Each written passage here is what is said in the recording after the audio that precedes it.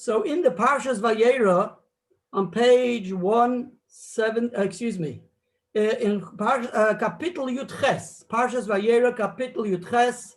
So the Malachim came with Musa Noshim, come to visit to Avram, and Avram invites them to sit down, and he prepares a meal for them. And we read in Chumash Vayeira and Parsha Yud Ches Pasuk Vav, it says Vayimahir Avram v'ha'oyal el Sora v'yomer, and he says Mahari, quickly Shlosh Seim Kemach Soless Lushi v'asi Ugos. So we're going to focus on that pasuk. I'll see look at the translation in the English.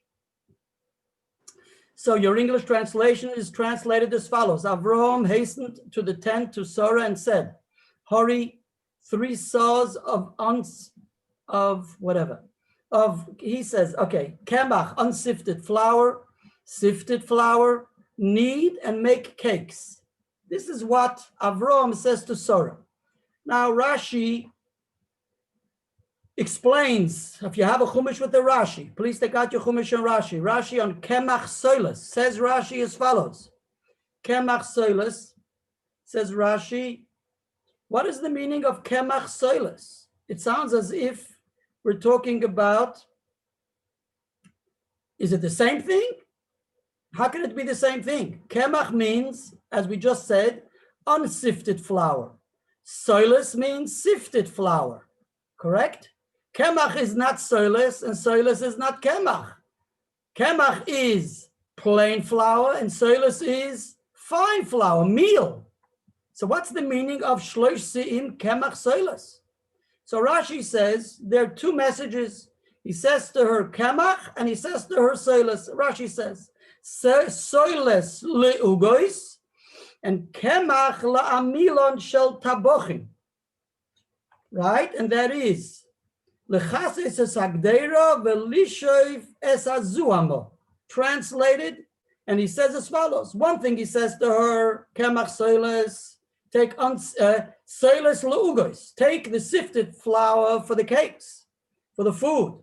What's the Kemach? That's not part of the food. That's Kemach la'amilon shel tabochim. Take the Kemach, the unsifted flour, the plain flour, for the dough of the cooks. What is the meaning, the dough of the cooks? They used to cover the pot, lishoiv es hazuama, and to absorb the zuhama. It would mean to absorb the, how do they translate zuhama? To absorb the zuhama. It would mean to absorb the froth.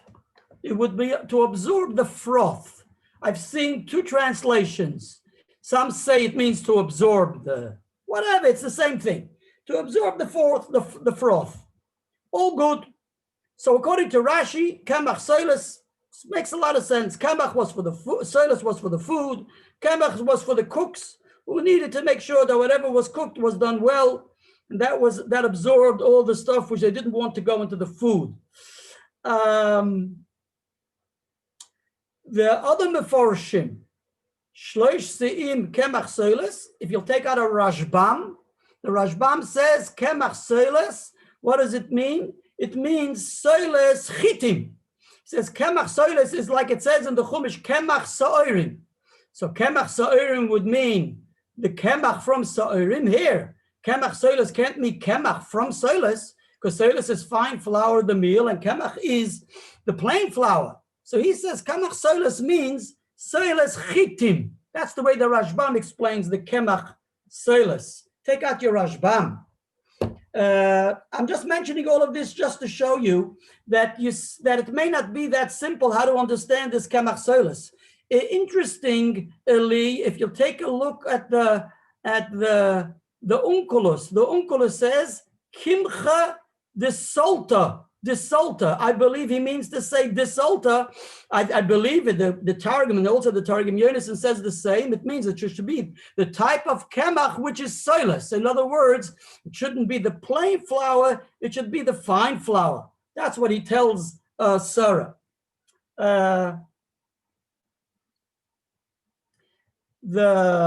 Excuse me. it says in the Ramban. The Ramban says, what is the meaning of Kemach Soless? So he explains as follows. He also says Kemach means to make from it Soless.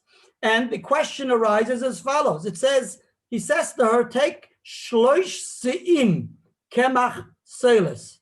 3 sa'os of Soless, right? Of Kemach Soless. And the question arises, shloish se'im, you have 3 guests. 3 guests don't need shloisha sa'im. They don't need shloisha sa'im. Each guest, if you just learned Daf Yomi, I'm sure all of you learned Daf Yomi, or many of you out there learned Daf Yomi. In Mesichta Eruvin, the Shabbos Daf Pei Gimel, the Gemara says that the amount a human being eats, a healthy person eats, and what he eats is for blessing. That's the amount which came down as the man every day for the Jewish people in the desert. And how much is that? And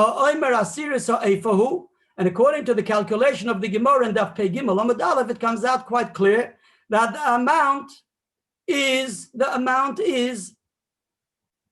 isaroin, an isaroin for each individual person. That's the amount each individual person eats, an isaroin. And the Gemara says anyone who eats bread more than an isaroin is gluttonous. And whoever eats less than an isaroin, it's not good for his health. He has to eat an isaroin. That's how much the man was. That's the measure of the man when it came down for the Yidden in the desert. And that's what is the measure of bread a person should eat in a meal, isaroin. If that's the case, says the Ramban, well, I'm just substantiating what the Ramban says. This question is raised by the Tfuah Shor, the well-known Tfuah Shor, the one who wrote Alexander Shur, who was from the Kadmonei HaAchronim, and he wrote a pirush on Mesichta Chulin and on Hilchos Shchita and on Hilchos Treifos. So in the Sefer Tfuas Shur, Simla Chadosha and Tfuas Shur, so in the back of the Sefer, there's a chelik which is called Kuntris B'chor Shur. So the Kuntris B'chor Shur on Mesichta Bava Mitzia, Daf Pei Zayin, Amud Aleph, page 87-8, he brings this to our attention, that the Gemara in Eruvin says that each person is meant to eat an isaroin. So basically, what's the meaning that he says for 3 guests, you need shloisha so'in? You don't need shloisha so'in. You need shloisha esroinim, which is 1/3 of shloisha so'in. So what are we feeding 3 guests shloisha so'in? So listen to this. He says that may be the meaning of what the chiskuni. Take out of your chiskuni. One of the Gdolei HaRishonim, one of the Bali HaTosfos, one of the Meforshei HaTorah, the Rishonim, from the Rishonim, the HaChiskuni. So the Chiskuni it explains the Gemara, the Pasuk as follows.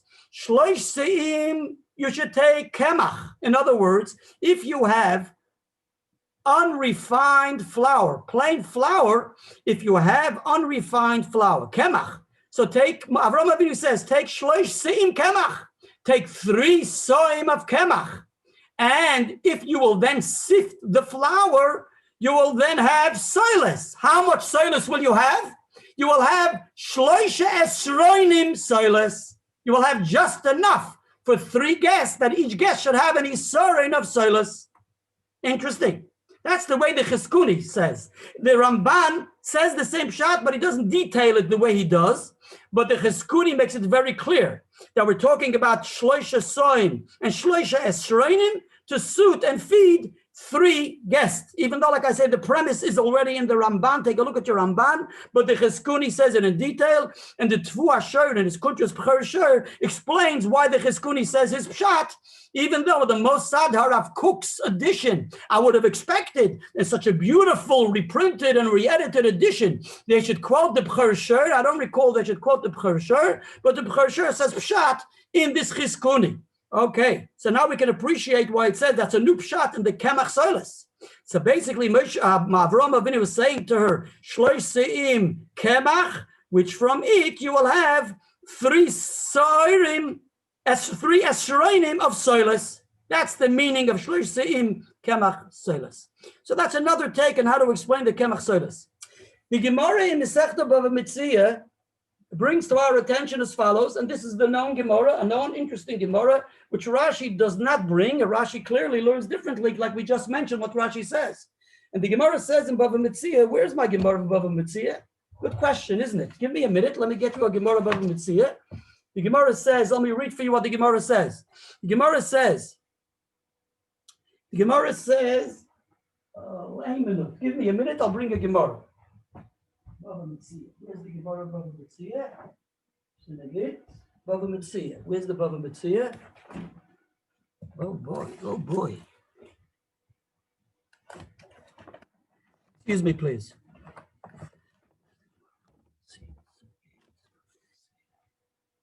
Okay.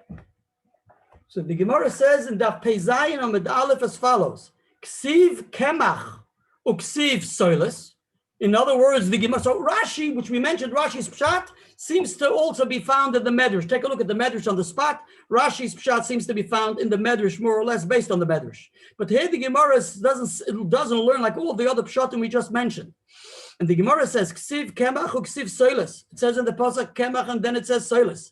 Amar Rabbi Yitzchak, says Rabbi Yitzchak, Mikan, from here we derive, Sha'isha tzara eineha ba'orchim yoser miba'ish. From here we see that the woman is not as generous with guest as the man is generous with guest. That's what the Gemara says. That's the meaning of Kemach Soless. So Rashi explains. Rashi says on the spot in Besichte Bava Metzia Pei Zayin, says Rashi. Number one, Soless odif mikemach. First, Rashi tells us Soless is finer, right? So that's the meal that's better, that's more presentable than Kemach. And then the Gemara says Mikan sha'isha einet tzara ba'orchim. So Rashi says, where do we know that from? Says Rashi, because he amra Kemach v'hu Soless, being that Soless is fine meal, and Kemach is plain flour. So therefore, if we find in the Torah, it says Kemach, right? Kemach Soless. Says Rashi, says the Gemara that Ishatz einet tzara ba'orchim, that the husband is more generous, the man is more generous than the woman with the guest. Says Rashi, where do we know this from? Because the Gemara, what did the Gemara mean to say? And where does the Gemara deduce this from? Because he amra Kemach v'hu Soless. She's the one who asked for Kemach, decided to give Kemach, and he said Soless. And Soless is odif mikemach. And the way the Teres Chaim explains, based on Rashi, in the Pirush Teres Chaim from Rabbi Avram Shur, a Talmidi of the Ramah, he explains the Gemara to mean as follows. He says, basically, according to that, we'll read the pasuk as follows. Avram said, Mari shloish se'im. Quickly, right, in haste, prepare shloish se'im, 3 soim. So she said, Kemach. He says, no, Soless. That's the way the Teres Chaim teaches the pasuk according to the Gemara. And from there we understand that Isha Tzara Eineh Tzara Ba'orchim Yoser B'Ish, because he was prepared to give Soless and she was only ready to was prepared to give Kemach. That's the way we learn according to Rashi. Also, if you take out a Kli Yakar, the Kli Yakar also deals with how to teach the pasuk, and he brings to our attention what the Gemara says, etc., etc. And also, you'll take out an Yankev, and as the Marsha explains the Gemara, the Marsha says that definitely, firstly, they want to say that how do we understand this Gemara? Because Bepashtus, when you look at the pasuk, it would seem that's what the Kli Yakar raises. When you look at the pasuk, it seems that Avram Avinu is the one who says Shloish Se'im Kemach. He said the Kemach and she says the Soless. Therefore, the Teres Chaim says, no, the meaning is, he only says Shloish Se'im. She asks, maybe Kemach, and he says, no, Soless. That's the way they reconcile the pasuk according to the Gemara, even though the Kli Yakar seems to find it problematic how to touch the pasuk according to the Gemara, but take a look at your Kli Yakar on the spot in the Chumash. The Marsha says that it's obvious that even though the way we read the pasuk, it would seem that Avram is the one who says Kemach, nevertheless, because we know very well that Avram is definitely the generous one. There's no two ways about it. We see how generous he is when how he's preparing for the guest. So he definitely is the one who says Soless, and the woman is the one, and Sarah is the one who says Kemach. In addition, he also explains why the Gemara does not want to learn like Rashi. Now we're talking about two different items. We're talking about Kemach for the food and Soless for the cook. He says the reason why we don't learn like Rashi is because then it should have said Kemach vis Soless. It should have said Kemach and Soless. If Avram wants the Kemach for the food, the Soless for the food and the Kemach for the cook, like Rashi says in the Chumash, so the Avram Avinu should have said in the Chumash, it should have said Kemach vis Soless. And the Gemara therefore says the Marsha, the Gemara meant to ask this question: Ksiv Kemach uksiv Soless. It doesn't say vis Soless. It says Soless stam. So you must therefore say that the one individual said Kemach, the other individual said Soless, and who was it? So Avram says the Soless, and Sarah says the Kemach. That's the way we learn this Gemara. Now, let me bring to your attention an interesting thing, and that is as follows. There are many Mefarshim who want to say that there's a way to learn the Gemara that even if we will say that Avram Avinu was the one who said Kemach, and Sarah was the one who said Soless, nevertheless, we can still understand from these statements and from this what's mentioned that Avram is the generous one, and maybe Sarah may not be the generous one. And many Mefarshim, not many, but a couple of Mefarshim, they got Yura and Yankiv and the Mefarshim and Yankiv, and they bring some who want to learn that way. What's even more interesting is if we examine the different Svarim, for instance, there's a Shailas Tshuvas Meir Nesivim. Shailas Tshuvas Meir Nesivim, the Mechaber of the Meir Nesivim was Rabbi Ephraim Margolios, who was a Rav in Austria. And he was from the first Chassidish Rabbonim in Austria. He was a Talmud of the Baal Shem Tov. He was a big Gaon. He wrote a Shailas Tshuvas Meir Nesivim. And by the way, in Sefer She'eris Yehuda, from people may not know, but in the Sefer She'eris Yehuda, that means even though he was a contemporary of the Balatanya of the Alter Rebbe, nevertheless the Alter Rebbe paskin and brings and recorded something based on the Meir Nesivim, because even though he was a contemporary, but he saw he was a reliable and a great Gaon, and therefore he quotes him. He's mentioned that one of his Piskei Halachos are based on the Meir Nesivim, which is a Psak Halach of the Meir Nesivim in Yeridei Siman Tes. This is recorded in the Sefer She'eris Yehuda from the Balatanya, but the Alter Rebbe's brother, in Yeridei Siman Yudalet, if I recall correctly, and he says a psak of the Alter Rebbe, which he had told him, is based on the Meir Nesivim. That's actually novel to find that Achronim would quote their contemporaries as a psak halacha, etc., etc. That's why I once heard from a chassid in Eretz Yisrael, not a Chabadskar chassid, a chassid who says that's why the Alter Rebbe was known to be an Onov, and they called him an Onov for many reasons. But in addition, he excelled in this, that he appreciated to quote, and he even quoted his contemporaries. It's also known, I don't know, it's not very known, but the Alter Rebbe, which it's novel, even though the Noda B'Yehuda wasn't much before the Alter Rebbe, the Balatanya was in time of the Baal Shem Tov. Nevertheless, the Balatanya quotes the Noda B'Yehuda, which is quite unusual, and that is in Shailas Tshuvas of the Balatanya, Siman Lamed. You look there, he only quotes him once throughout the Shulchan Aruch and throughout the Shailas Tshuvas, but he does reference him. Okay, whatever the case is, let's move on. So the Meir Nesivim Mechelik Beis has a section on Chumash, and he brings to our attention that there are actually, as if to say, two texts. He seemed to have two texts of the Gemara. There was one text which seemed to say that Avram said Kemach and Sarah said Soless. In other words, the way we're learning according to Rashi, there's no such text. In other words, Rashi explains the Gemara that Avram said Soless and Sarah said Kemach. But according to the way the Meir Nesivim presents this Gemara, it would seem that there was some kind of girsa. There was actually a text which read, Dafke Fakert, that Avram is the one who says Kemach and Sarah is the one who says Soless. Okay? And let's go all the way back to the Baal Shem Tov. I'll quote for you a text of the Baal Shem Tov in Keser Shem Tov, in Siman Tov Yud Dalid. Listen to the Baal Shem Tov. The Baal Shem Tov says, V'amar Razal, Hu Amar Kemach, V'hi Amar Soless. Mikan Sho Isha Eineh Tzora Ba'orchim. In other words, he actually records a Gemara, V'amar Razal, as if it's said in the Gemara. Hu Amar Kemach. That Avram said Kemach. and Sarah said Soless. Now everybody agrees that Soless, fine meal, is finer, is more generous to serve. One is more generous to serve when he serves Soless rather than when he serves Kemach.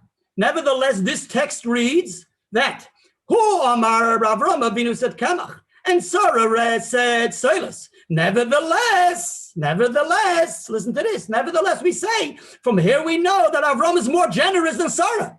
How can that be? And therefore, the Baal Shem Tov says, "Va'akushyo mefursemes." I believe he means to say, what's so mefursem? What's so popular? What's so bavust? The question is, if Sarah is the one who said Soless, how could it be that Einei Tzora Ba'orchim? It would be fakert, like Rashi learns. So what's going on here? Now, so that's interesting that there seems to be a text in the Shas that way. Now, L'maaseh Bepoel, like I said, the Meir Nesivim already explains the text which reads that he Amra Soless, even though she's the one who said Soless, nevertheless, we can derive from here that Dafka, he's the more generous one. And he has a very interesting take, but because time doesn't allow, we're limited in time, so therefore I will not elaborate, but I would advise you that you can access the Sharas Teshuvas Meir Nesivim and get a hold of it in Chelik Beis on Parshas Vayeira. He brings a phenomenal, beautiful thing, and he says these two gersois will depend, the gewaltige pshat, will depend on a machloikis, on a yesh omrim, quoted in Rabbeinu Yoina, the end of Perek Elu Dvorim in Masechta Brochus, and the Shita Saran in Perek Kalabasar in Masechta Chulin, in the Shita of the yesh omrim, when there is a chiyuv of bayim achroinim. You wouldn't believe it. He says these two gersois. If it's Avram said Kemach and she said Soless, or Avram said Soless and she said Kemach, and from there we say that Einei Tzora Ba'orchim will depend on a machlokes of Rabbeinu Yoina and the Ran and a Yeshayimrim. Very interesting. Look there, you'll be fascinated. Now's not the time, we can't go there. I'm sorry.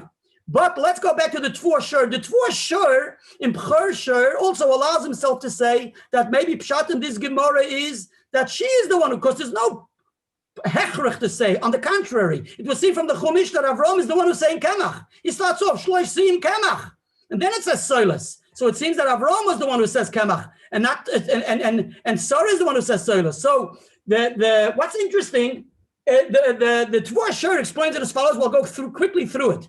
We mentioned before the Pshat of the Chizkuni, correct? He says that it doesn't make sense that 3 guests need so much bread. Right? It's gluttonous to eat so much bread. So basically, the Chizkuni therefore says, Shlosh Se'im, Kemach. If you'll take 3 measures of a saw of Kemach, and you will then refine it and have it go through a sieve, so then you'll end up with 3 esroinim of Soless. And that makes sense that each individual guest will get his sorin of bread. Okay, all good. So that's the way the Chizkuni explains the pasuk. Says the Tvor Shur, let's learn the pasuk as follows. He says, put the Chizkuni on hold, and let's go as follows. Avram Avinu said, you should take Shlosh Se'im Kemach. He actually meant to say, you should have Shlosh So'im Kemach. You have to have a whole measure of bread for each guest. And the question arises, what's going on there? Who eats so much bread? And the Gemara says clearly in Daf Pei Gimel and Eruvin that it's gluttonous.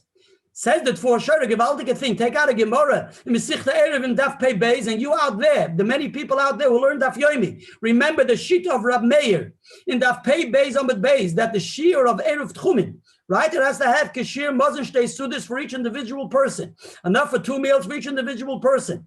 And Rab Meir says that the Shabbos meal is larger than the weekday meal. Why? Says the Gemara, because Ravchol Psuma Shchiach, when there are delicacies and there are a lot of good foods on the table, so then a person eats more bread. That's the way Rab Meir learns. The Mela, listen to what he says. When it says in the Torah, Shlosh Se'im Kemach, Avram Taka said Kemach. But what was his intention? When he said Kemach, and you're going to give each individual a whole saw of Kemach, is because he intended to serve the guests not just bread. He intended to serve them more food, like it says in the Chumash. He serves them with Vena Bokor and Chema V'Cholov. He has a whole meal going on there. So because Avraham Avinu intended to serve them so many more dishes in addition to the bread, therefore he felt you need a lot of bread for each individual, not just an Isara, and you need a saw. Comes Sarah and she says, Soless. What does Soless mean? You don't mean Kemach, a whole saw for each individual. You really mean that from the 3 sign, we're going to make Soless, and each individual only gets Isaron. Now why? Like the Chizkuni learned. Now, why Taka did Sarah explain the pasuk like the way the Chizkuni learned, like we mentioned before? Because she is a Nehat Sarah Ba'orchim. She didn't intend to serve the guests additional food. She only intended to give them plain bread. You're not feeding them Ben Bokar. You're not feeding them Chama v'Cholav. There's not going to be additional delicacies. So therefore, it suffices only that each one should have an Isaron. So that's what she interpreted. The meaning of Shlosh Seim Kemach Soless, that the Kemach means Soless. We're going to make from the Kemach Soless, and each one will have an Isaron, like the Chizkuni learns. So that's the way he explains that even if we'll say she's the one who says, he is the one who says Kemach, she's the one who says Soless, nevertheless, we say, and we can know from there that she is the one who is Sarah Einea Ba'orchim. Beautiful pshat. Take out your B'chor Shir at the end of the Sefer Tvor Shir on Masechta Bava Metzia. There's a very beautiful, interesting pshat of the Baal Shem Tov. And the Baal Shem Tov says, in the Keser Shem Tov, the Baal Shem Tov says as follows. And this is, like, again, he had the text which read that Hu Omer Kemach, and she says Soless. So it would seem externally, just at first glance from the Gemara, that's the way from Rashi. But we have to say that she's the one who says Kemach, because otherwise, where would we? It seems like she's the generous one if she says Soless. Nevertheless, the Gemara says she's the one who said Soless according to this text, and we say from here we know that he's the more generous one. Says the Baal Shem Tov a very beautiful thing. He explained this Gemara according to a mashal. He gives a parable, and the parable is as follows. He says he gives a mashal, an example from a lion who speaks to the cubs and tells the baby, the cubs, the lion, the cubs. He says to them as follows. He's training the lion, or the lioness is training the cubs and saying to them, you should know, cubs, you should know that you are the mightiest, right? The Giber Kari, you are the mightiest in that within the animals, and you should know that everybody is frightened from you. Of course, the cubs, the lions, everybody will be afraid of the lion. So you don't be afraid of anybody. Everybody will be afraid of you. So therefore, go out into the forest, into the wilderness, and feel secure. All righty. Okay. It once occurred, says the Baal Shem Tov in this parable, that the cubs traveled the world. They're going through the wildernesses and through the forests, and they're traveling through the world, and they end up going into some downtrodden, broken palace. And they go through this broken, downtrodden palace, and they see in them all different types of artwork. Out of the blue, they see a piece of art on the wall, and listen to this. What's in the art? There's a piece of art. A piece of art which depicts Shimshon HaGiber ripping apart a lion. Wow. Right? You remember that story? In Shoftim. Let me read the story to you. You know that story. Where is it? It says in the Pasuk, in Shoftim. Where is my Pasuk? I prepared it for you. Where is the Pasuk in Shoftim? Ein minut. Let me read it for you. Git mir ein rega. Right? That he rips apart. Okay, I'll read it for you. Here we go. The Pasuk says, that is in Kapitel in Shoftim, in Sefer Shoftim, Kapitel Yudalid, Pasuk Hey. So I'll read it for you in English. Pasuk Hey. Shimshon and his father and mother descended to Timnas. They reached the vineyards of Timnas, and behold, a young lion was roaring toward him. The spirit of Hashem came over him, and he tore it apart as one tears apart a kid, though he had nothing in his hand. So there's a story of Shimshon tearing apart a lion like you tear apart a kid. Now these little cubs see this masterpiece, this piece of art where Shimshon HaGiber is tearing apart a lion, and they get all frightened. And they get on bamboozled. Their father told them, the mother and father, the lion and the lioness says, you will be the mightiest in the forest and the wilderness, and no one will be able to attack you and do anything to you. On the contrary, here they see a human being is ripping apart a lion. Wow. So they're frightened. They go back to the master, to their father, and they say, what's going on here? We saw a clear masterpiece, a piece of art, and we got totally bamboozled because we saw that a person is standing and kills the lion or rips the lion apart like it rips apart a gdi.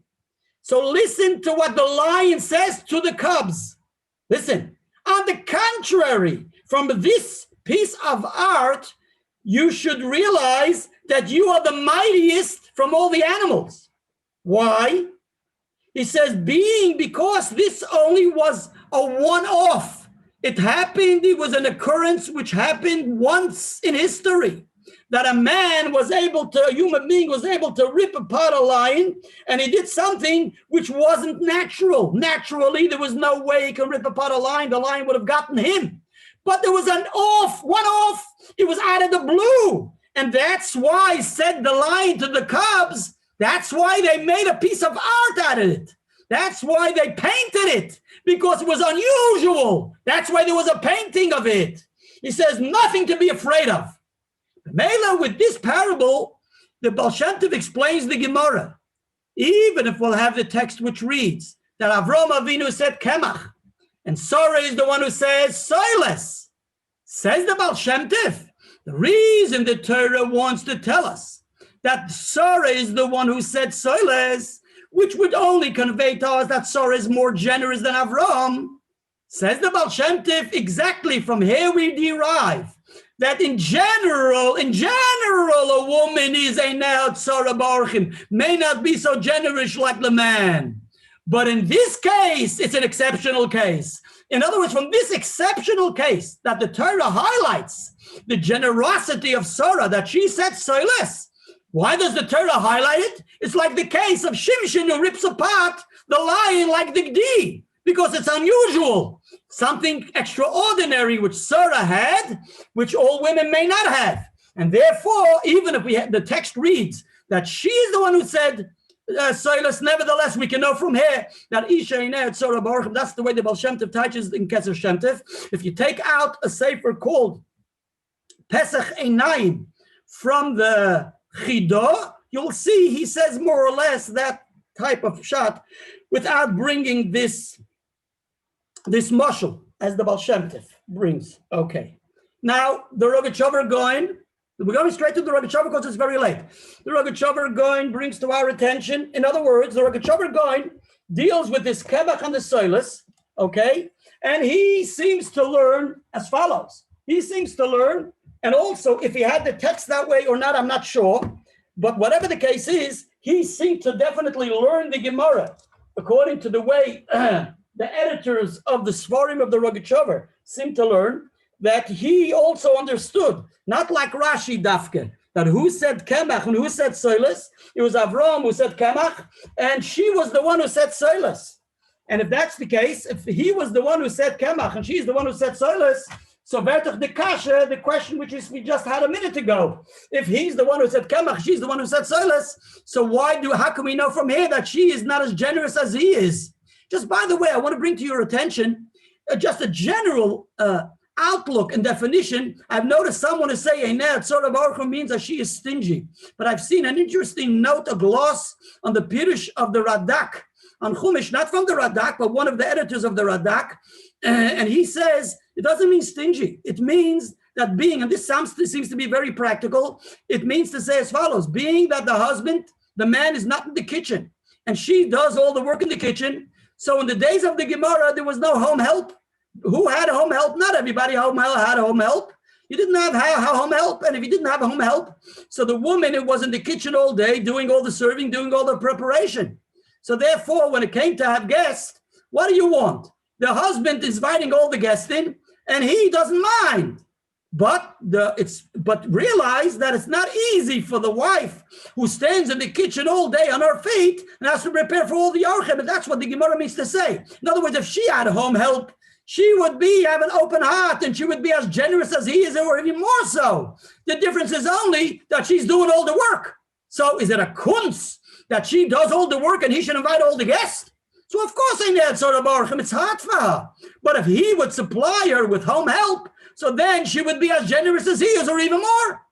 That's the way this note says, this gloss on the editor's note on the Radak, which on Chumash. Like I say, if that is the actual literal plain pshat of the Gemara is a separate issue, but that's the way he allows himself to explain this Gemara. Let's move on.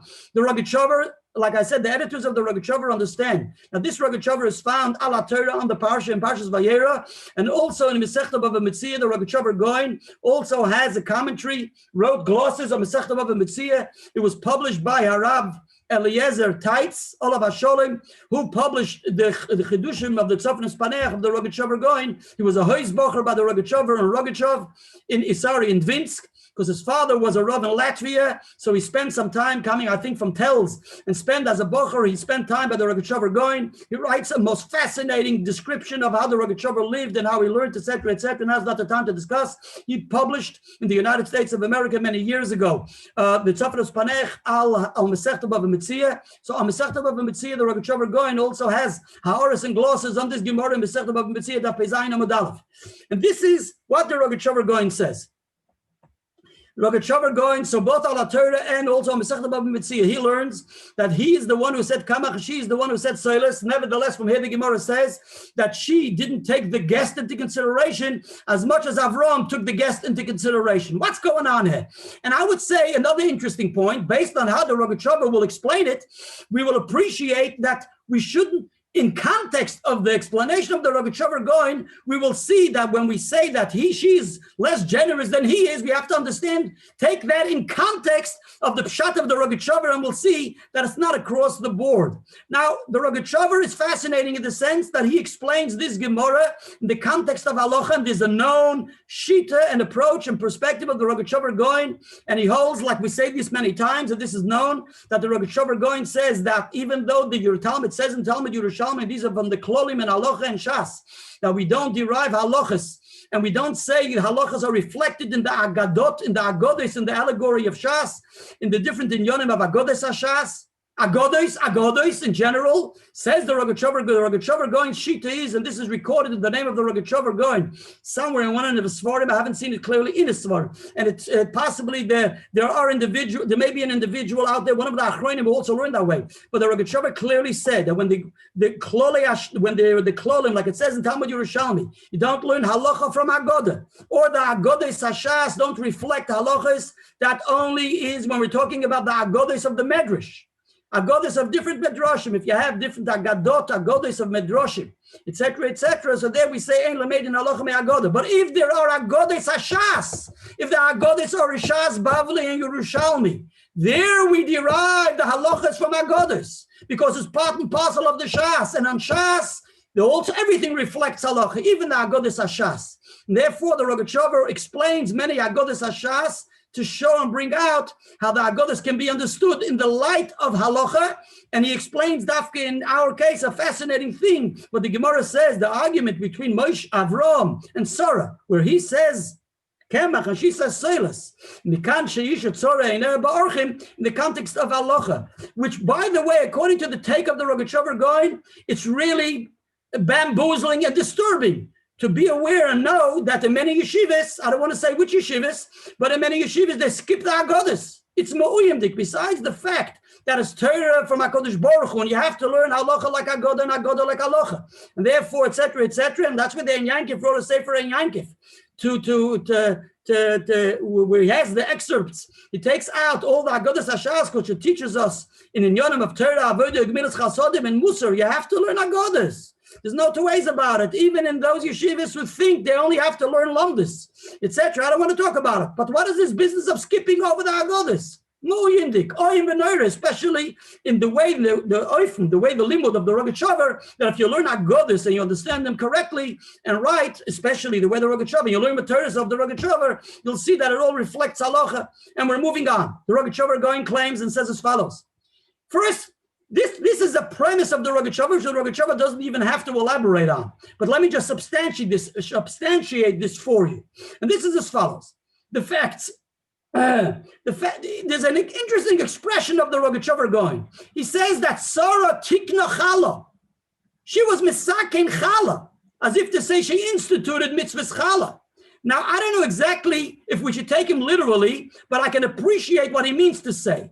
And then I have a better understanding of what he's saying. Because the fact is, it says in Talmud Yerushalmi, in Mistama, that's what the Rogatchover means. It says in Talmud Yerushalmi, in Perik Beis, Halacha Vava, Masechta Shabbos. And there's a Mishnah in Masechta Shabbos also. It says, Al Shloisha, Aveiros, Noshim, Mesos, that women are susceptible to die, God forbid, during childbirth. Why? Because they don't take heed to 3 mitzvahs, and those are the 3 mitzvahs of Chana, which is Chala, Nida, and Adlokas HaNer, and Ner Shabbos Kodesh, etc. These are 3 mitzvahs which are given over dafka to women. And it says in Talmud Yerushalmi and also in Tanchuma, and in another Medrashim, which is recorded by different Achronim. But like I say, it's mainly in Yerushalmi and in Tanchuma. It says the reason why this was given especially to women. The reason is because he kafs on Neira Shalolam. This is brought in Halacha. Take out a Shulchan Aruch in relation to Shabbos, to Hadlokas Ner Shabbos. It says that even though both the man and the woman are obliged to be Madlik Neira Shabbos at home, and that's why if the woman's not home, the man lights Shabbos candles. Nevertheless, if there's a woman and a man, the husband and a wife, she has the first option. The option is hers. In other words, she's mandated to light the candles. So one reason is brought because being that she's the one who runs the show, she's in the house, she's in the kitchen, she's running all the house chores. Therefore, because she's mainly in the house, therefore she has to look after that the house should be lit up, and bright and light and happy, etc. So that's why it's her domain, and therefore she takes care of the Adlokas Neiros. Another reason is given, being that Chava, right? In other words, Adam Arishan was Chalosei Shalolam. HaKadosh Baruch Hu needed, K-N, not needed, N-E, K-N-E, D, not needed. In other words, he formed Adam Arishan, right? He collects the dust and breathes, and then when the water falls, etc., and he breathes into him a breath of life. So basically, it says Adam Arishan was the Chalosei Shalolam. HaKadosh Baruch Hu forms and needs Adam Arishan and forms Adam Arishan. And being that Chava, because Chava caused Adam Arishan to sin, caused him to sin. So he was Neirei Shalolam. He is the candle. He was supposed to be the, so to speak, the light of the world, right, etc., the illumination for the world, and she caused him to sin. So therefore, she has to correct it, and that's why she has to light Neirei Shabbos. So she's the takona, she's the tikkun. The same, the Talmud Yerushalmi says the same applies for mitzvahs chala. Being that what? That he was the chala, chalas shalom, Hashem formed him, needed him. He was the dough, the first dough Hashem needs and prepares and makes and breathes a breath of life into him. So therefore, she caused him to sin. That's why the mitzvah of chala was given to us. So I believe that's what the Rogatchover means. That now, if we take a look, who was the first woman who had to correct and fulfill the mitzvah chala? The first woman in Chumash and the Parsha throughout, starting from after Chava, it would be Sarah. Because what happened here? It was after Avraham Avinu, right? The Gemara says in Masechta Chagiga, the Gimel, that the Gemara says that after Avraham Avinu was circumcised, so that was the beginning of his conversion. That was the beginning of his conversion, that he became a Yid. B'meila, therefore, it also was negated to Sarah too. So B'meila, therefore, Avraham Megayres Anoshim, Sarah Megayres Anoshim. B'meila, therefore, I believe that's what the Rogatchover Gaon means to say. That Sarah Tikna Chala, she was the first woman, so to speak, being that the Avos, the forefathers and the patriarchs and the matriarchs fulfilled the whole Torah, like the Gemara says in relation to Avraham and Yitzchak. That Avraham Avinu was Mekayim Kol HaTorah Kula Achalo Nitn, even before the Torah was given. B'meila, even Erev Tavshin, even mitzvahs Rabbanon. So B'meila, therefore, the Rogatchover understands that Sarah is the one who's also separating Chala. Right, so Tikna, Sarah was the first woman after Chava who was rectifying the need. In other words, this Chalas Shalaylam. That's why we find the fact is that when it says that Yitzchak goes in and into Rivka's home, it goes into Oyala Sarah Imoy. So Rashi says, because what do we see? He sees that what? That the brachos was Mitsuya Be'isa, and there was Dolek Me'erev Shabbos, Light of Shabbos. So you see, that's what is written by Rivka. In other words, he saw that what was by his mother Sarah, that's what is continuing by Rivka. So we see that by Sarah, and this is discussed in length in Lekut Sichas Chelik Tezvav, take out your Lekut Sichas Chelik, volume 15, that Al Kolponim, that we see Sarah But Rivka continues on the legacy of Sarah, just like by Sarah there was the Ner Dolet Meir Shabbos Leir Shabbos. The same goes with Sarah, that there was the bracha mitzuya beisa. The bracha mitzuya beisa, like the Gemara says, that when you give challah, so then there's a bracha in the dough, and that's the thing in the mitzvah challah, etc. So we see the connection of challah in relation to Sarah. So basically, that's what the focus of the Rogatchover Gaon is in relation to challah. Another interesting point, let me just add to substantiate all of this. You'll take out a Meshach Chochmah from Meir Simcha of Dvinsk, right? The Someach and his Pirush Meshach Chochmah. He explains in a most fascinating way. When it says Shlosh Se'im Kemach Soless, he doesn't bring the Cheskuni. But he explains, he brings the Gemara in Masechta Eruvin, in Daf Pei Gimel Amud Aleph, where he says that from Shlosh Soim of Kemach, we have, like we said before, 3 Esroinim of Soless. And Isara in the Gemara says clearly in Masechta Eruvin, when you have a dough with a measure of Isaroin of Soless, then it's Chayiv B'challah. Then you're obliged to separate Challah. So it's the dough which brings bracha and brings satiation, and you're obliged to give challah. And so says the Meshach Chochmah, but that's what the Torah says. Shlosh Seim Kemach Soless, because that's where there will be a need to separate challah. And he doesn't speak in detail, but this is just what he brings to our attention, which, like I say, this is just an introduction to what the Rogatchover takes it for granted. That Sarah is going to be separating challah. Also, there's it's interessante Chasam Sofer ala Torah. The Chasam Sofer ala Torah, when it says Lushi va'asi ugois. Lushi va'asi ugois. So the Chasam Sofer brings to our attention an interesting Lashon HaPosuk, and that is found in Sefer Melachim by Eliyahu Hanavi with the Isha Tzarfit, right? The Tzarfatit, however it's read. So it says there as follows. I'll read it in the Posuk. The Posuk reads,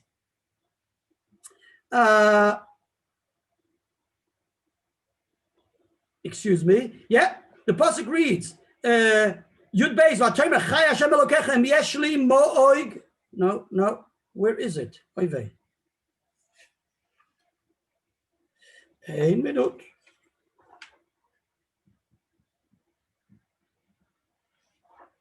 Yeah, it could be this is it. Yeah, I can't recall. Why can't I recall? Let me just see the Lashon. Oh, I'm sorry. Here it is. Sorry. In Pasuk Yud Gimel, Vayemer Eloi Eliyahu, Al Tiri Bo Yasi Kid Vorech. We're talking about baking, okay? They were talking about baking. And Eliyahu says, listen, let me read it in English for you. Yud Gimel 13. Elisha says to her, fear not, go do as you have said. But first prepare a small cake from it for me and bring it out to me. So the Lashon is, Eliyahu Hanavi says to the Isha, Asili misham ugo ktana borishoina. Okay, what's going on here? So the Chasam Sofer in Al Torah brings a Tosfos in Bava Metzia Daf Kuf Yudalad Amud Beis, where there's a discussion if Eliyahu Hanavi is a kohen or not. And he says, according to the Tosfos brings, according to one opinion, that he is a kohen, Eliyahu Hanavi is the kohen. And if he's a kohen, a proof that he's the kohen, because he says to the woman, Asili misham ugo ktana barishaina, he meant to say, give me the challah from what you will bake. So you're separating challah, and the challah which is separated has to be given to the kohen, right? So that's the meaning of Asili misham ugo ktana barishaina. Give me this piece of dough, this uga, this cracker, this bread, or this cookie, or this biscuit. Barishaina, he means the section of the challah which you're separating from the bread you will be baking. So the Chasam Sofer says that is alluded in our pasuk. If you take out our pasuk, it says Avraham Avinu says to Sarah, "Lushi vasi ugois." What's the vasi ugois? And we'll discuss soon what the ugois may mean. So he says vasi ugois is hinting to this pasuk where it says ugoktana. That's the inyan of afroshas challah. So again, we see that the Gdolei Achronim understand the Sarah in relation to afroshas challah. Now listen to the gewaltige thing what the Rogatchover Gaon says. The Rogatchover Gaon says. Now we know very well, the Rogatchover Gaon says, the Gemara in sequence in Masechta Bava Metzia, and Rashi brings us also, that Rashi says, if you recall, and I'll just read for you the Rashi. Where is that Rashi? The Rashi in Vayeira. So Rashi in Vayeira says as follows, that they ended up serving the guest, and it ends up being, it says, Vayikach, everything is served, but there's no bread. The bread is not served. Says Rashi, why isn't the bread served? And this is found in the Medrash and also in the Gemara Baba Metzia. Says Rashi, Lefisha Pirsa Sora Nida, Shechoza La Erech Kanoshim, Oisei Hayoim, Vinitmas Ha'isa.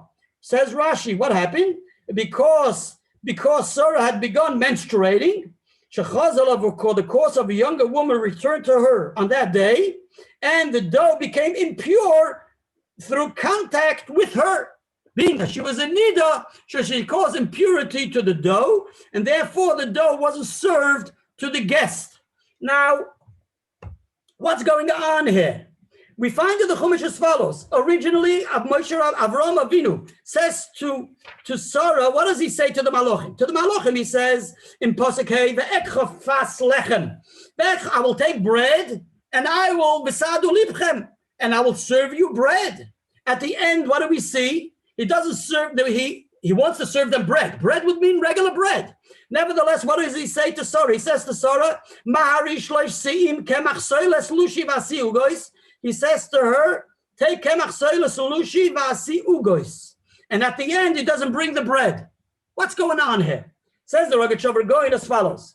Avraham said Kemach, and Sarah said Soless. What's happening? Now, we know the Gemara says that Avraham Avinu ate chulin b'tahara. Avraham was very meticulous that even the mundane, the regular food he ate, always had to be ritually pure, and it shouldn't become contaminated from impurity. Okay? And that's the reason the Gemara says, being that Sarah contaminated became, in other words, became a nida, and that caused ritual impurity to the bread, therefore it wasn't served to the guest. The Rabbi B'chai already asks, what's wrong just because Avraham Avinu was meticulous with the ritual impurity? So what's that have to do with the guest? He could have nevertheless served the guest. And the Rabbi B'chai has a whole discussion, and he wants to say that possibly because Avraham Avinu had this chumrah, had this stringency which he took upon himself, therefore he also didn't want to serve his guest. And there's a sefer called Bo'i Chaya on Rabbi B'chai, published from, I believe, from Moshe Rav Kook on the Rabbi B'chai, and from from Rabbi Yankiv, from Kittiv, from Galicia, and he's a big lump, a big guy who wrote Shadas U'Tshuvos, and he has a big shakla of Atari, and he says this Rabbi B'chai says that someone has his own stringency. He has to keep the stringency for the guests. He brings a machloikes about it. It's not so simple. It would seem that according to the letter of the law, Avraham Avinu could have served them.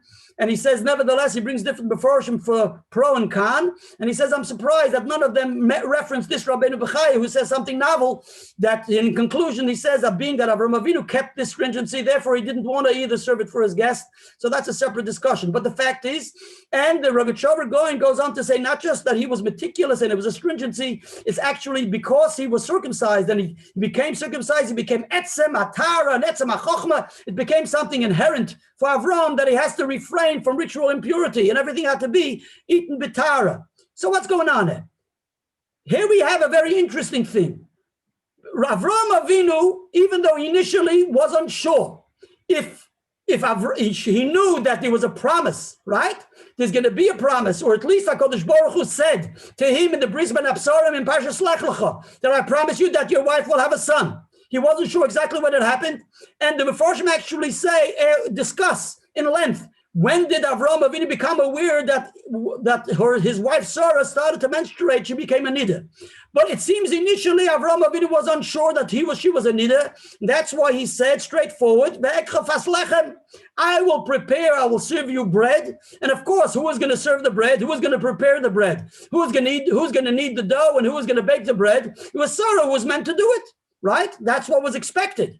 Nevertheless, in the interim, and they have to look on the different mefarshim, both in the mefarshim in the Gemara, Masechta Bava Metzia, and in Yankiv, and also in the mefarshim Torah, where they have a lengthy discussion how exactly and at what point did she become the nida, and when exactly Avram finds out about it. Some say that she actually started to menstruate much earlier, whatever the case is. But according to the way we see it from the pasuk, Avram Avinu was under the impression she's not a nida, therefore he expects to say, "Ve'ekcha fas lechem, I will serve you bread."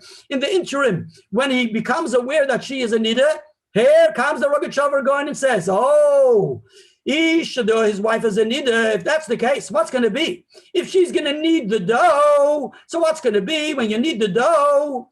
So guess what? The dough is going to become tummy. The dough is going to become tummy. How am I going to be able to serve it to my guest? Guess what? There's an eitzah. Avraham Avinu has an eitzah.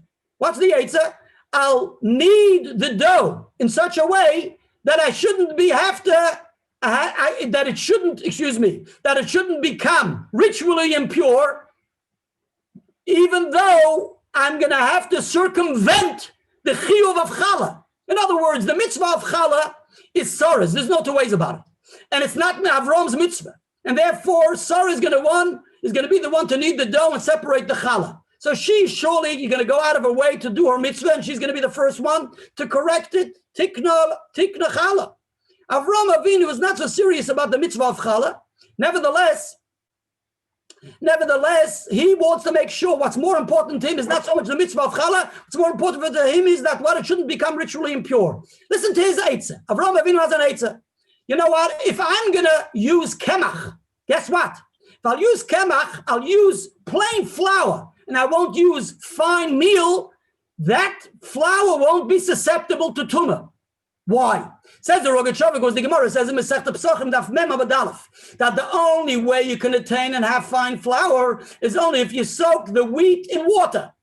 Only if you soak the wheat in water, that's what will enable the bran to be removed 100%, and that's when you can have fine flour. The Gemara says, "Ein Soless b'li l'sisa." There's no way you can have fine flour without soaking the wheat in the water. Now the din is, for something to become ritually impure, it has to be susceptible to tumah. What makes something susceptible to tumah? Water, correct? Okay, now the din is, something is susceptible to tumah even if the water is dry, even if something was wet and it was then dried, but once it came in contact with water, even though you dry it afterwards, it remains susceptible to tumah. Therefore, Avraham Avinu has an eitzah. I'm going to use Kemach. I'm going to use plain flour with the bran. Plain flour with the bran never came in contact with water. You get it? If it never, of course, it doesn't have to soak in water. To get the Soless, I'm going to take Kemach, not Soless. I want Kemach. It shouldn't be susceptible to tumah. It's not good enough. Why? Because now you have to knead the Kemach, knead the dough. Now, how do you knead the dough? You need liquid to knead the dough. No, you have to use water. It's going to become susceptible to tumah if Sarah's going to knead it. Guess what? There's an eitzah. I'm going to use mei peiros, fruit juice. How do you like that? Says the Rogatchover, going to gewaltige thing. The Rambam paskins in Hilchas Tumas Eichlin. The Rambam paskins as follows: that just like water causes something to be susceptible to tumah, the same goes the zayin mashkin. There are 7 liquids, right, which are also like water, and that causes something to be susceptible to tumah. And the siman is, the acronym is Yad Shochad Dam, right? That's yayin and dvash bee honey, right? And shochad, that's what's the shin, no? Shochad Dam, no, come on. Shemen.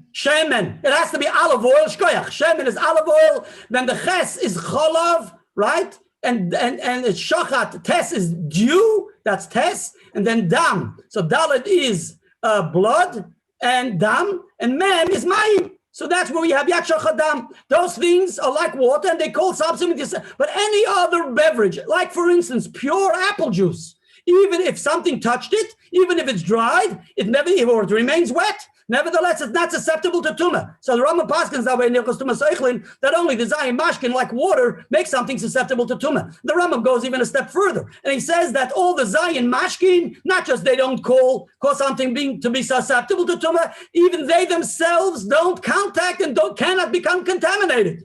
Only the zayin mashkin can become contaminated, but the other beverages don't become contaminated. Says the Rogatchover going. Says the Rogatchover going, here, Avram Avinu said, use Kemach, so therefore it never became susceptible to tumah, it never came in contact with water. And Lushivasi ugois, guess what? What? Ugois is not bread. Ugois is cookies. Ugois are biscuits. Ugois is dufshanim. Ugois is cake. You get it? Because he says you should knead that kemach with what? With all different types of beverages, but not with water. It shouldn't be susceptible to tumah. So what did he gain with that? So even though he became aware that Sarah is a needer, but he at least was able to make sure that it shouldn't become ritually impure because it's not susceptible to tumah. Guess what? What's going to be? Is now this dough chayiv b'chala or not? Is this dough chayiv b'chala or not? Guess what? The Rambam paskins in Hilchos Bikurim that such a dough which is kneaded with fruit juice and has no water is not chayiv b'chala.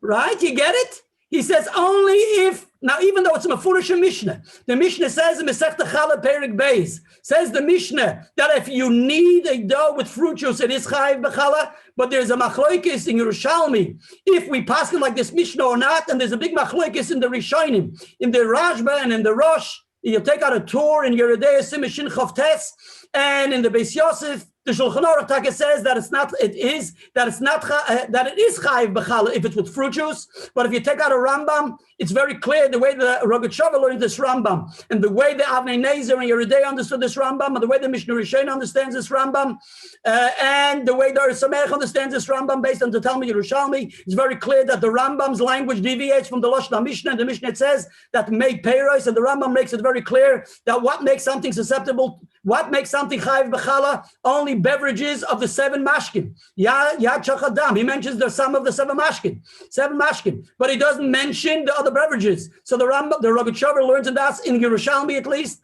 according to the Rambam, Bepashtus, that when the dough is kneaded with all the other beverages, you're not chayiv b'chala. Oh boy, what happened there? So what did Avraham Avinu did something? Avraham Avinu says, take Kemach and make ugois. You're not going to be chayiv b'chala. But what was more important to Avraham Avinu? I'm going to do an act which will circumvent, and we won't have chiyuv chala as long as the orchim are able to eat. You get it? As long as it should be something which wasn't ritually impure, and therefore I'll be able to eat it myself, and I'll be able to serve it to the orchim, because we're not going to have to worry about it, because there's no ritual impurity. Sarah is not going to be able to be mafresh chala. Avram is not important. It's Nesegate in Mishnah 11 that you have to be mafresh chala. It's not his mitzvah.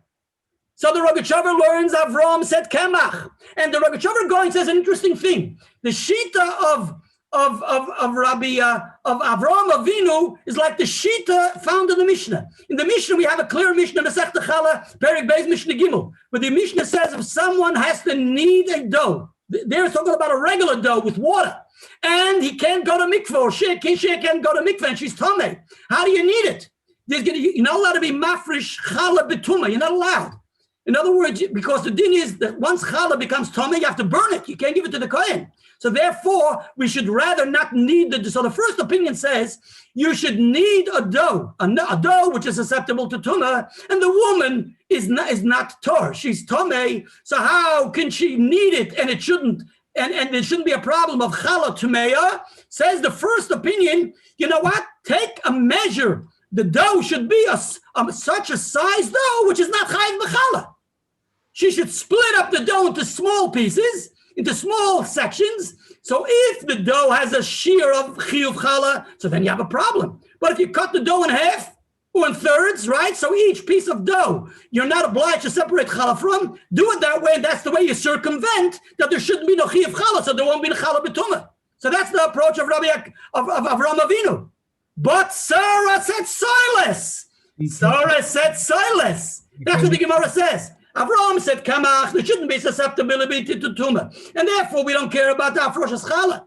But Sarah gave to her 11. She has to be misakein the inyan of Chala, and she wants to be mafresh Chala. She's tamei. Makes no difference. I want to be mafresh Chala. How do I be mafresh Chala? Soless is fine with me. I'll take Soless. And if you take Soless, it's susceptible to tumah. But with Soless, I'll be able to make a good dough, and I'll knead the dough with what? With water. Not a problem. It'll be a regular bread dough. And what's the problem? No problem. I'll separate challah. Guess what? There's a problem. You can't serve it to the orchim. Because the orchim, just like Avraham Avinu is not going to eat it, he's not going to serve it to his orchim. Because it's what? It's mekabel tumah. She was pirsanida. But for Sarah, what was more important to her? The fulfillment of mitzvah challah, Rather, this, that the Isa should become Tameh. Says the Rogatchover Gaon, she followed the opinion of Rabbi Akiva in the Mishnah. Rabbi Akiva in that Mishnah, in Perek Beis Mishnah Gimel says, Yasena b'tumah, val yasena kabim. He says when a woman is Tameh, she has no right to circumvent that there shouldn't be a chiyuv challah. If there's meant to be a chiyuv challah in this large dough, you gotta need the challah.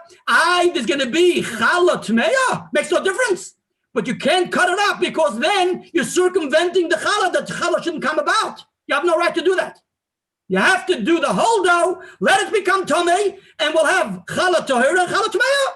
At least there'll be challah, yes, Allah Shem challah. That's Shittas Rabbi Akiva. Which, by the way, the Rambam, even though in the Rambam in his commentary on the Mishnayos, he says the halacha is not like Rabbi Akiva, but there are two versions in that text of that Rambam. In the second edition of the Rambam's text of this commentary on the Mishnah, it says v'halacha Rabbi Akiva. In other words, the halacha would be like Sarah, and the Rambam paskins clearly in Hilchos Bikurim like the Shita of Rabbi Akiva, that even though we're going to end up being separating the challah betuma, I have no right to circumvent that there shouldn't be no chiyuv challah. So Mamela the Rogatchover Gaon says that's the machlokes between Avram and Sarah. Is the machlokes between the Tanakama and Rabbi Akiva, and basically so we can accept the text which reads in the Gemara Masechta Baba Metzia that Hu Omar Kemach V'hi Amra Soless, and from there we know that Aisha is Tzara Eineh Ba'Eineh Tzara Ba'Orchem Yosim Be'ish. Where do we see it? Says the Rogatchover. Look, what was more important for Avraham Avinu to serve to the guest? Therefore, he made sure it shouldn't be tameh, even though there's no mitzvah challah. Mashenka for Sarah was more important for mitzvah challah, even though we're not going to serve it for the guest. And from there, we know that even though it's Soless, she says Soless. Nevertheless, based on this lumdis, we understand that Isha Tzara Eineh Tzara Ba'Orchem. Which, by the way, if we take the Rogatchover in context, we will not always say possibly that Isha Eineh Tzara Ba'Orchem. You see, the only reason she's not prepared to give it to the guest because her mitzvah came to be. She had to consider her mitzvah, and because that was a mitzvah upon her. So I'm just saying, if we understand the Gemara according to the Rogatchover Gaon, this thing of Isha Eineh Tzara, that Tzara Eineh Ba'Orchem, if we'll understand, we'll take the Rogatchover and we'll keep it in context. It's not so posh to say across the board that she's not as generous. It's only in the context of our discussion because she has to fulfill her mitzvah of challah. But maybe in general we wouldn't say that according to the Rogatchover Gaon.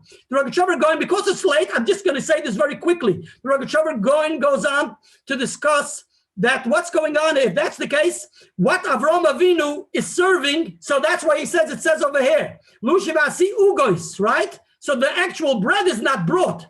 But there's ugois, there's matzah ashira. According to that, it's called matzah ashira, right? It's not lechamoini. It's not matzah. Because it's made, it's a dough, right? It's a dough which is kneaded with fruit juice. It's called matzah ashira. That means rich matzah. It's not the poor man's bread. It's not lechamoini. So the Rogatchover raises an issue. It was Pesach. Rashi says it was Pesach. And on Pesach, you got to eat matzah, lechamoini. So the Rogatchover, so the question is, he says, what's going on there? What's his problem? It's not at nighttime. At nighttime, we have to fulfill the mitzvah, right? With lechamoini. But what's the problem with the daytime? Well, it could be Ladas or Rambam, take out a Rambam in Perek Hey Halacha Chaf. It seems that Rambam is of the opinion, and to take out, there's also the Chidusha agrees, the Brisker Rav learns Ladas or Rambam, and so it's quite obvious in Lashon Rambam, not like the Magid Mishnah. I believe that's the shit of the Rogatchover, that Ladas or Rambam, even the first day of Pesach, in other words, even if it's not the nighttime of Pesach, right? For the nighttime of Pesach to be Mekayim mitzvah matzah, you have to have poor man's bread. You can't have matzah ashira, which is made with fruit juice, right? It has to be poor man's bread with water. But the Shittas Rambam is that even to knead any kind of dough on the first day of Pesach, it has to be dafka, not matzah ashira. It can't be with fruit juice. It has to be dafka with water. It has to be lechamoini. That's the Shittas Rambam, a novel shita of the Rambam. In other words, the Rambam learns that there are two dinim according to the Brisker Rav, and possibly the Rogatchover Gaon learns that way.